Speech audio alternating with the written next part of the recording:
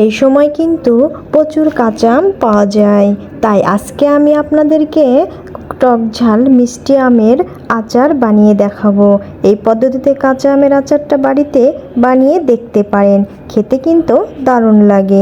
বছর জুড়ে সংরক্ষণ করেও রাখতে পারবেন। শেষ পর্যন্ত দেখতে অনুরোধ রইল। তো চলুন আচারের রেসিপিটা শুরু করা যাক।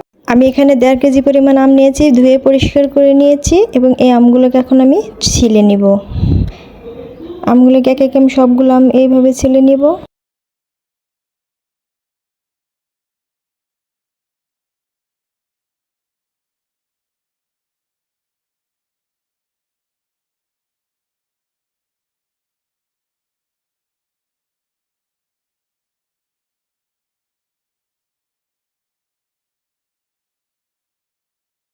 আমার সবগুলো আম ছিলে না হয়ে গেছে, এখন আমি আমগুলোকে কেটে নিব পিস পিস করে।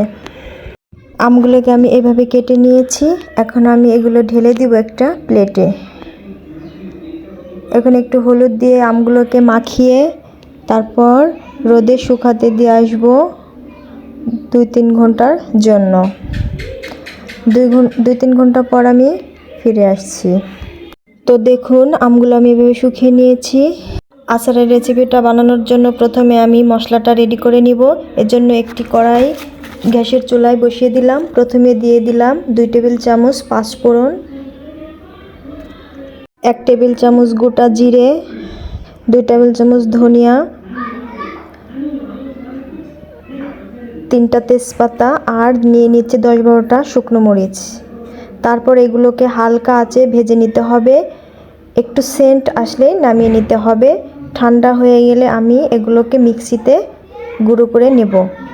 তারপর চুলায় বসিয়ে দিলাম কড়াই, তারপর দিয়ে দিলাম 1 কাপ সরিষার তেল,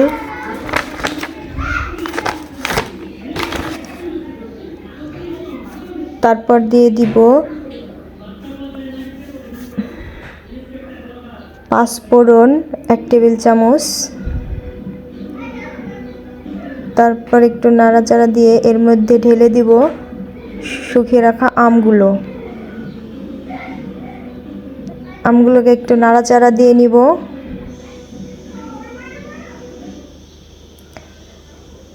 তারপর এর মধ্যে দিয়ে দিব শুকনো মরিচের গুঁড়া 1 টেবিল চামচ, তারপর দিয়ে দেব 2 কাপ চিনি। চিনিটা দেওয়া হয়ে গেলে আর চিনিটাকে ভালোভাবে মিশিয়ে নিতে হবে। মিডিয়াম আঁচে এভাবে কিছুক্ষণ নাড়াচাড়া করে নিতে হবে। তারপর কিছুক্ষণ নাড়াচাড়া দেওয়ার পর পানি উঠে যাবে। এই পানি দিয়েই আমাকে আচারটা বানিয়ে নিতে হবে। এর মধ্যে কোনো এক্সট্রা পানি মিক্সড করা যাবে না। পানি দিলে আচারটা নষ্ট হয়ে যাওয়ার সম্ভাবনা থাকে, আপনি বেশি দিন সংরক্ষণ করে রাখতে পারবেন না, তাই এখানে কোনো পানি ব্যবহার করবেন না। এভাবে আচারটা কিছুক্ষণ নাড়াচাড়ার পর আমার আচারটা যখন ঘন হয়ে আসবে তখন আমি এর মধ্যে দিয়ে দিব সেই বানানো ভাজা মশলা 1 চামচ, আর বাকিটা আমি একটা কৌটোয় ভরে রেখে দিব। পরে আবার আচার বানাতে গেলে আমার লাগবে, তাই আমি বেশি পরিমাণে বানিয়ে নিয়েছিলাম। এখন আমার আচারটা হয়ে গেছে। এখন এর মধ্যে দিয়ে দিব কিছুটা লবণ আর বিট লবণ দিয়ে নাড়াচাড়া দিয়ে এটাকে আমি নামিয়ে নেব। তারপর চলে যাব পরিবেশনে।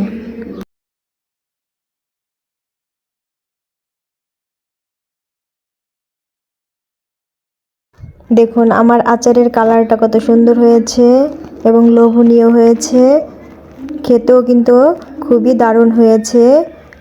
যদি আপনাদের ভালো লেগে থাকে তাহলে একটা সাবস্ক্রাইব করে দিবেন, আর কেমন হয়েছে তা কমেন্ট করে জানিয়ে দিবেন। Thank you.